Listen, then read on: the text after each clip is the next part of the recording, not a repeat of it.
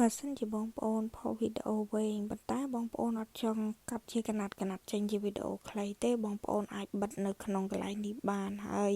មានបងប្អូនដៃថ្មីខ្លះក៏គាត់អត់ទាន់ដឹងហើយបងប្អូនដៃចាស់ខ្លះក៏គាត់ដឹងរួចហើយអញ្ចឹងជូនបងប្អូនដៃថ្មីដែលគាត់អត់ទាន់ដឹងព្រោះគាត់ថាគាត់ផុសតែវីដេអូវែងសោះក៏ប៉ុន្តែមិនក៏ចេញវីដេអូខ្លីកណាត់អញ្ចឹងក៏អត់ចង់ផុសវីដេអូខ្លីណាគាត់ផុសវីដេអូវែងតែអញ្ចឹងបងប្អូនអាចចូលមកបិទនៅកន្លែងនេះបានជាដំបូងបងប្អូនចូលនៅកន្លែងវីដេអូយើងមកយើងផុសកន្លែងវីដេអូវែងបន្ទាប់មកយើងដាក់ចំណងជើងតាមដែលបងប្អូន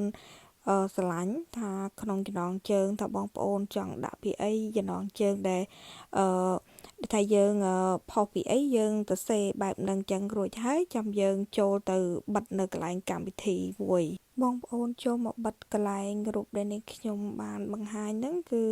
រូបបន្ត្រៃហ្នឹងណាបងប្អូនចាបន្តមកទៀតបងប្អូនចុចទៅមុខបន្តទៅបើសិនជារូបដែលដូចនាងខ្ញុំបង្ហាញនេះគឺប៉ិនខ្ញុំនេះគឺបិទហើយតែបើសិនជាឃើញរូបពណ៌ទឹកប៊ិចគឺពណ៌ខៀវបើសិនជាឃើញបើកគឺអាហ្នឹងគឺយើងបើកគឺវីដេអូយើងពេលផុសទៅវានឹងកាត់ជាកង់ឲ្យយើងបងប្អូនចាជាកណាត់ 3 4 5ភាគទៅតាមវីដេអូវែងវីដេអូខ្លីរបស់យើងអញ្ចឹងមកបងប្អូនចង់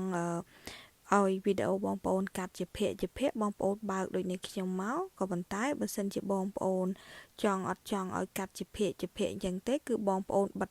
ទាញវាបិទដោយរូបនាងខ្ញុំហើយយើងចុចបញ្ជូនទៅគឺរួចជាការស្រេចទេបងប្អូនចាគឺវិធីងាយស្រួលទេបងប្អូនដែលគាត់ចង់ផុសវីដេអូវែងប៉ុន្តែគាត់អត់ចង់ចេញជា2 3កណាត់អញ្ចឹងណាបងប្អូនបិទដូចនាងខ្ញុំហើយ